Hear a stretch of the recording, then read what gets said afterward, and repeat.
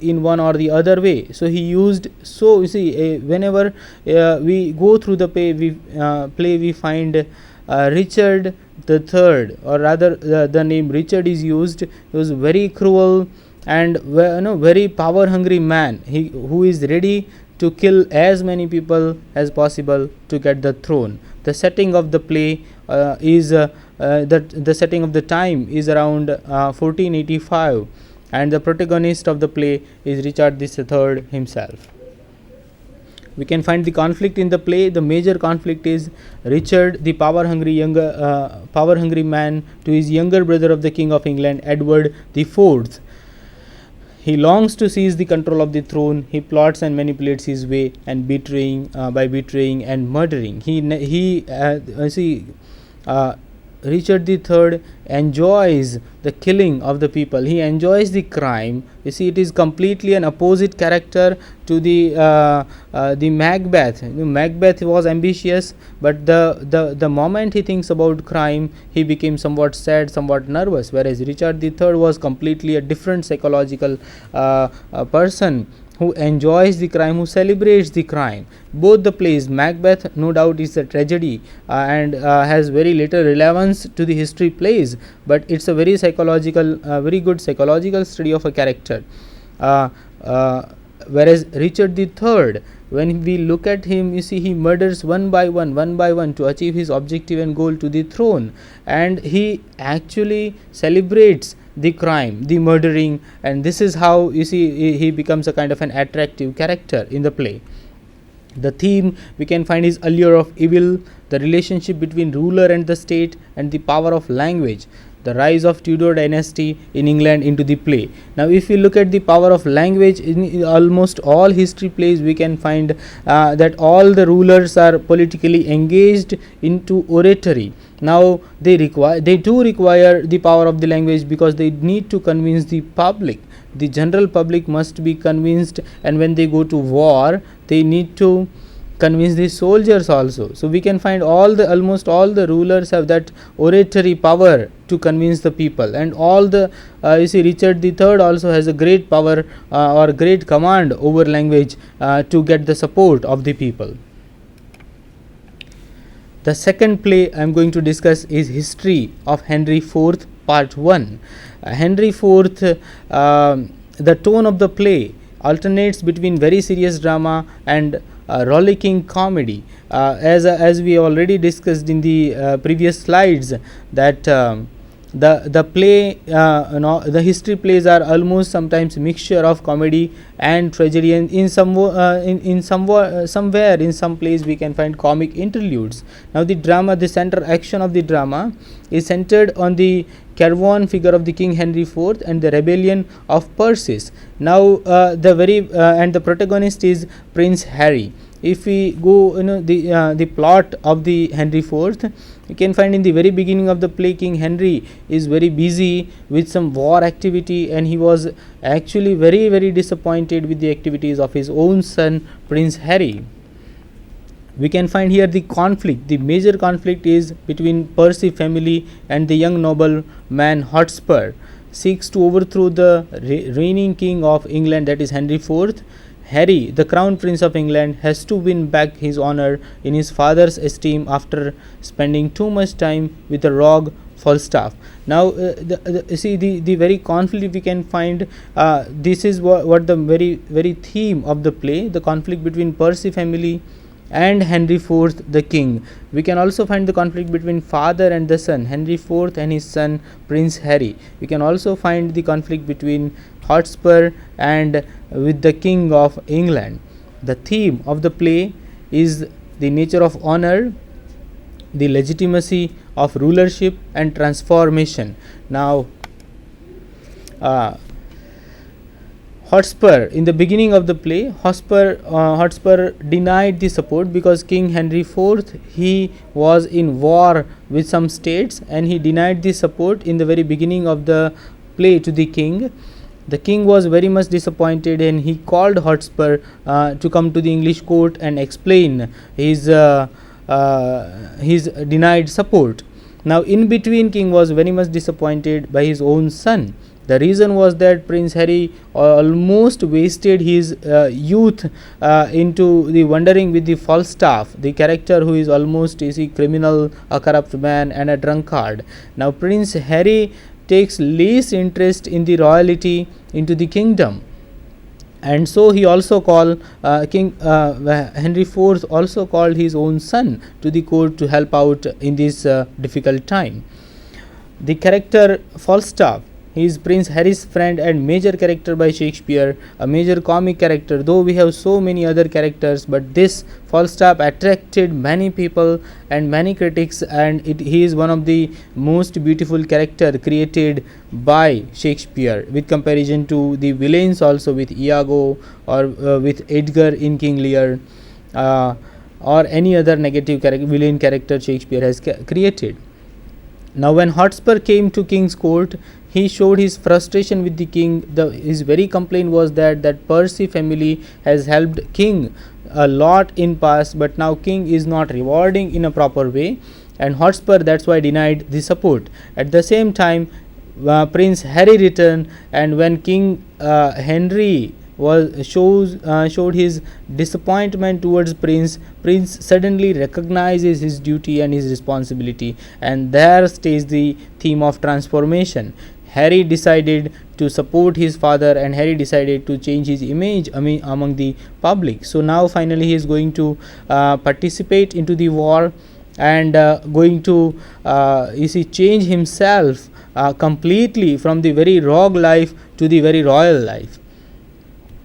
He accompanies his father to the battlement, and somehow he saved his father, and his father was very happy and very satisfied that his son is once again back into the royal line. He boldly saves life of his father, and he also challenges Hotspur into one single combat, which finally led him to the victory of the war. So this is how you see Prince Harry's transformation of the personality from the bad pathway youth to the very royal thing. So finally we see the audience or the public can expect that Prince Harry, who finally will be succeeded as Henry V after his father's death, will become a king coronated, and we can assume that finally English nation will is stabilized politically or publicly also. Actually, in the beginning of the play, people were very much disappointed and dissatisfied with the behavior of the Prince Harry. So people are definitely not going to accept Prince Harry as the king. But this is how the part 1, the play, ends. The another play, it is the life of King Henry V. The very sequence of the Henry IV part 1 and part 2, where the Prince Harry himself became the king and recognized as Henry V. The tone of the play is elevated and serious, celebrating the intense personal charisma of Henry and the bloody military conflict between England and France. Now here once again we can find the conflict between the nations, England and France, and Prince Henry V or Prince Harry, once again he has the very personal charm, the personal opinions and personal he always used to impose his personal beliefs over the country of the France.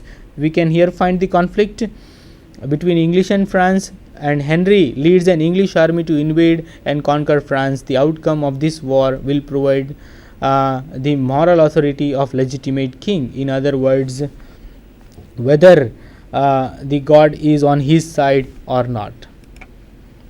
The theme is ruthlessness of good king, that is Henry V, and the diversity of English. Once again the language enters, and we can find very huge and very great use of language at the end of the play when Henry V makes a speech to his soldiers.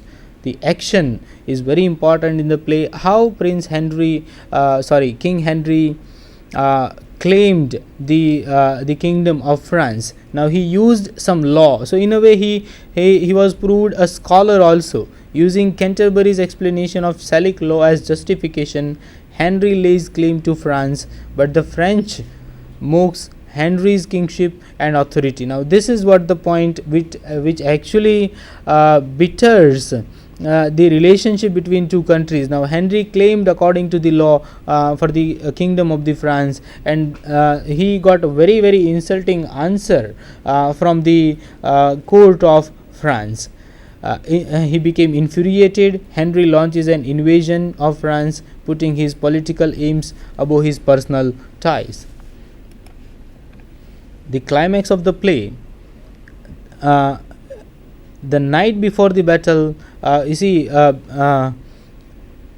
after the invasion, after the attacking the France, this army faced so many odds, and they fights all odds of the battle, and finally at the last night of the battle, King Henry came to know that French army overmanned the English one almost 5-1, overnumbered 5-1, and he disguised himself as a very common man, and he talked to one common soldier, and he come to know that all soldiers are almost disappointed. They are very nervous because they are very less in number in comparison with the French army. So he talked with the soldier, and in the morning he prayed to God, and finally he made a very powerful and inspiring speech, and that miraculously leads to the victory, and finally he almost achieved the France kingdom. So you see, politically and personally, that personal charisma, you see, it's very important characteristic of King Henry, that he see, from personal viewpoint and politically, he achieved both the objective, and finally there were peace negotiations made, and they were finally Henry will marry Catherine, the daughter of the French king, and Henry's son will be the king of France, and the marriage will unite two kingdoms. So in a way he was proved, you see, in the very beginning of the play, when he decided to attack on France, a very ruthless king, but towards the end of the play we can find that he himself negotiated with the French country, and he bind two nation with the very good relationship of marriage. The last play that we are going to discuss is Julius Caesar. Though it is not an historical play and history play, but it is well known as a historical play, and rather Julius Caesar is very popular as a Shakespearean tragedy. The protagonist of the play, but I quoted here because it has some relevance with the history, Julius Caesar and Marcus Brutus. The protagonist of the play is Brutus, and antagonist is Antony. Now this is the only play that differs its title, as you see, Macbeth is a tragedy of Macbeth, Othello is a tragedy of Othello, King Lear is a tragedy of King Lear, but Julius Caesar is not the tragedy of Julius Caesar, it is the tragedy of Marcus Brutus. Now the setting of the play is ancient Rome, towards the end of the Roman Republic, and there was the once again very conflict between Julius Caesar and Marcus Brutus. Shakespeare recreated once again the history with his own perspective that resulted into the tragedy of Marcus Brutus. The tone of the play is very serious, sometimes proud, virtuous, enraged, vengeful, idealistic, and anguished. The play is also popular for its ironical remarks. Now if we look at the short you see, plot construction of the play, in the beginning of the play, Caesar was very much liked by the people, and Brutus was very close to Julius Caesar. It was Cassius who put wrong information into the ear of Brutus, and he convinced Brutus somehow to kill Caesar. Now Brutus was a very idealistic republican, and he loved Rome, and as the play says, he loved Rome more than Caesar, and finally he was you see, involved into the assassination of Julius Caesar in the some way half of the play. The theme of the play is public self versus private self, and misinterpretation and misreading of signs and events. Now you see, the Brutus is the very symbol of the ideal state, and you see, we can find the conflict of his private self, that is the Caesar, and the public self, that is the Brutus, and he actually misinterpretations were put into the ears of Brutus by Cassius, and all the incidents were intentionally misread by Cassius. We can also find in the play commitment to the ideals versus adaptability of compromise. You see, once again, this is also a very interesting thing to know, that all history plays talks about the ideal, and the very problem is that these ideals are up to what extent they are adaptable, or up to what extent we can compromise with these ideals. Brutus was, you see, very idealistic person, but the very problem with the Brutus was that he cannot compromise the things. Now real, you see, into the real world, sometimes we require adaptability and compromise, where Brutus completely failed to accept some of the ideals as they cannot be modified into the real world. The relationship between rhetoric and power. You see, the great speech made by Brutus towards the end of the play, and the another speech that is made by the Antony. These two are the very great example of rhetoric, and we already talked about the rhetoric of all the other history plays, that is Henry IV or Henry V, Richard III, that how beautifully they use the rhetoric and their power, whether use or abuse of their power, but the beautifully management of the rhetoric, the speech that is been employed. When Caesar was murdered by Cassius and Brutus publicly, people became very angry, but Brutus somehow with his rhetoric, somehow with his oratory, he convinced the people that Julius Caesar was actually a very danger to the Roman Republican. He wanted to become a monarch, he wanted to become a king, he wanted to become a dictator. At the very next moment, when Brutus allowed Antony to speak on the death of Julius Caesar, Antony used the same rhetoric to divert the mind of the people, and he proved that it was the fault of Brutus and Cassius, it was not the fault of Julius Caesar. He should not be murdered. Where he gave example that as many times as Julius Caesar was presented the throne or the crown of Rome, he denied, and finally he convinced with the power of rhetoric to the people against the activities of the Brutus. If we talk generally, the theme of all the play, it is, you see, we can find the conflict and tension between family relationship, the very tension between two regions towards the nation. Now all the history plays, we can find the war as one of the major themes.